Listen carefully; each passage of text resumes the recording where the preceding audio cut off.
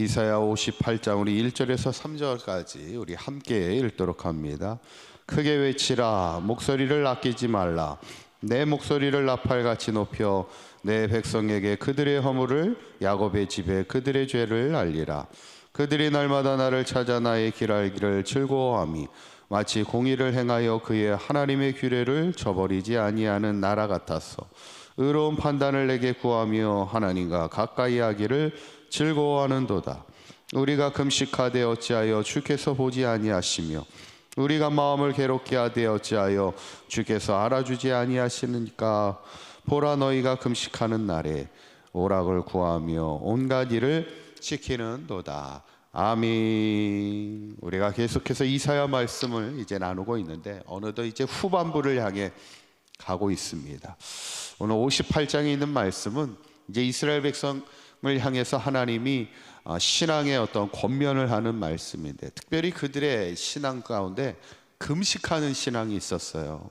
그런데 그 금식하는 신앙에 문제가 있었음을 이제 지적하고 있습니다. 그게 이제 3절에 있는 말씀인데 다시 한번 읽어보도록 합니다. 시작. 우리가 금식하되 어찌하여 주께서 보지 아니하시오며 우리가 마음을 괴롭게 하되 어찌하여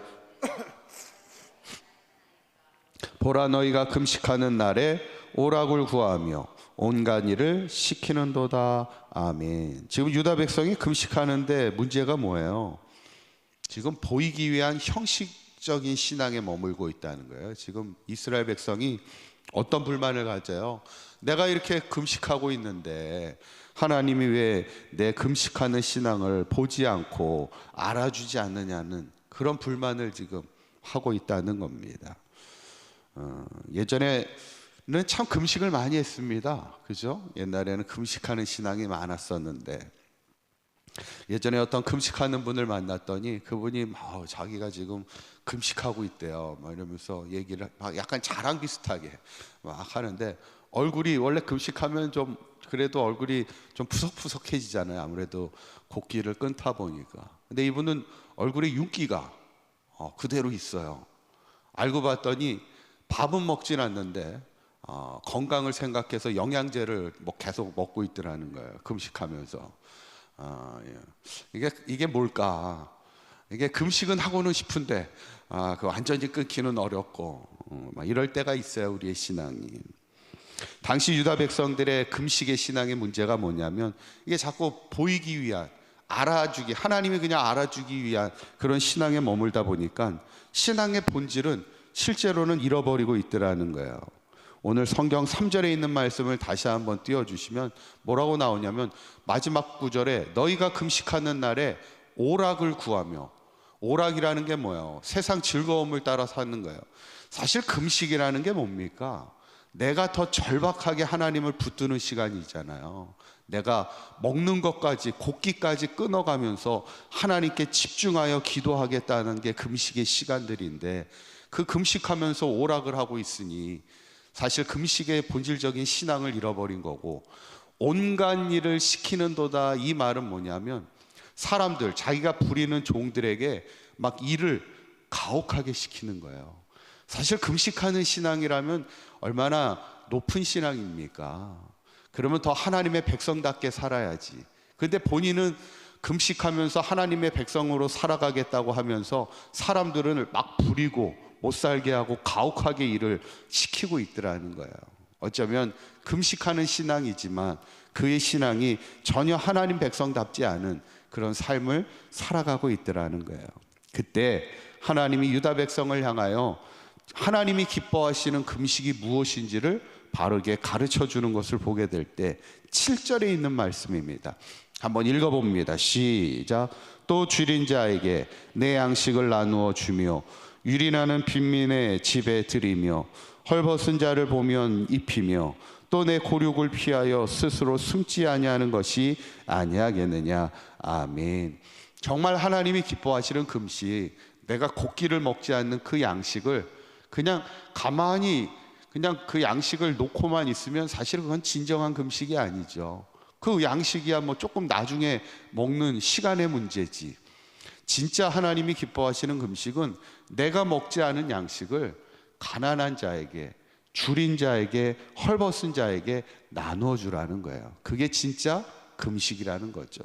어쩌면 하나님이 기뻐하시는 것은 우리의 신앙이 그냥 보이기 위한 어떤 신앙에 머물지 말고 그 마음이 진실하여서 나누고 베풀고 돕고 선교할 수 있는 그런 신앙의 삶을 살아갈 수 있다면 그게 정말 하나님이 기뻐하시는 믿음의 삶이 아니겠는가. 그러니까 결국엔 신앙은 나에게만 머물지 않고 이게 축복의 통로가 되어 나누는 그런 신앙이 돼야 된다는 것이죠. 그때 하나님이 놀라운 축복을 약속합니다. 11절에 있는 말씀 한번 읽어보시죠. 시작.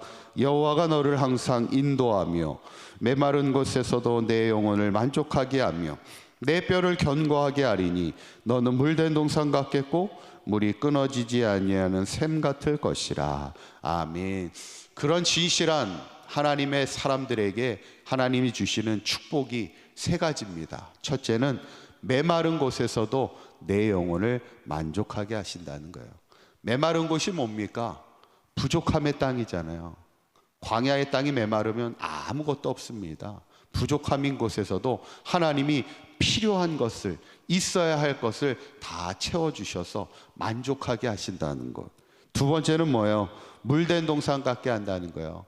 동산이라는 것은 나무가 자라야 되는 과수원과 똑같은데 옆에 물이 항상 대져 있는 거예요. 그러니까 뭐예요? 근심이 없지. 뭐 더위가 와도 가뭄이 와도 항상 물이, 호수가 옆에 끼고 있으면 뭐 물이 마를 날이 없잖아요. 그러니까 근심이 없는 인생이 되게 하시고, 마지막 세 번째는 뭐냐면 물이 끊어지지 아니하는 샘 같을 거라. 이렇게 예전에 어떤 분 신방을 하니까 그분이 이제 가게를 하시는데 이런 얘기를 하더라고요. 목사님, 제가 가게가 막 일들이 막 몰려오는 건 아닌데 그래도 항상 끊어지지 않게 항상 일이 생깁니다. 그래서 감사해요. 막 이런 얘기를 해요.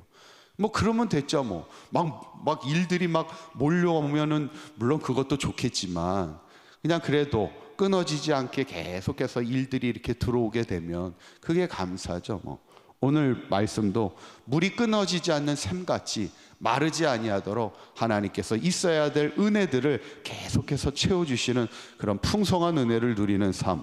어떤 삶입니까? 어떤 자에게 이런 복을 주셔요? 하나님 앞에 진실하게 믿음으로 살아가는 자에게, 본질을 잃어버리지 않는 믿음의 사람들에게 주시는 복이죠. 저는 오늘 이 말씀을 보면서 우리의 신앙이 뭐 하나님 앞에 금식한다 하면서 그저 보이기 위한, 알아주기 위한 그런 형식적인 신앙으로 살면서 하나님 백성답지 못하게 금식하면서도 오락을 하며 오히려 사람들을 압제하는 그런 어리석은 형식의 신앙을 벗어버리고 우리가 줄인 자에게, 어쩌면 헐벗은 자에게 내가 금식한 양식을 나누어 줄 수 있는 그런 진실한 신앙의 사람이 될 때 하나님께서 메마른 곳에서도 우리를 만족해 하여 주시고 물된 동산 같은 근심 없는 인생이 되게 하시고 물이 끊어지지 않는 샘 같은 풍성한 인생을 살아갈 수 있는 우리 사강교회 모든 성도님들 될 수 있기를 주님의 이름으로 간절히 축원합니다. 기도하겠습니다. 고맙고 감사하신 하나님, 우리의 신앙이 하나님 앞에 진실하게 하시고 신앙의 본질을 잃어버리지 않는 하나님의 백성다운 믿음의 삶이 되게 하여 주시어서 우리 사강교회 모든 성도들의 삶이 메마른 곳에서도 우리의 영혼을 만족시키시는 하나님의 은혜를 누리며 끊어지지 않는 샘 같은 풍성한 인생을 살아가는 우리 사강교회 모든 성도들 되게 하여 주시옵소서. 오늘 하루도 주님과 동행하는 복된 하루가 되게 하시고 오늘 하루도 주님이 기뻐하시는 믿음의 삶을 통하여 하나님이 부어주시는 물된 동산 같은 근심 없는 인생을 살아가는 복된 하루가 되게 하여 주시옵소서. 우리 주 예수 그리스도의 이름으로 기도하옵나이다. 아멘.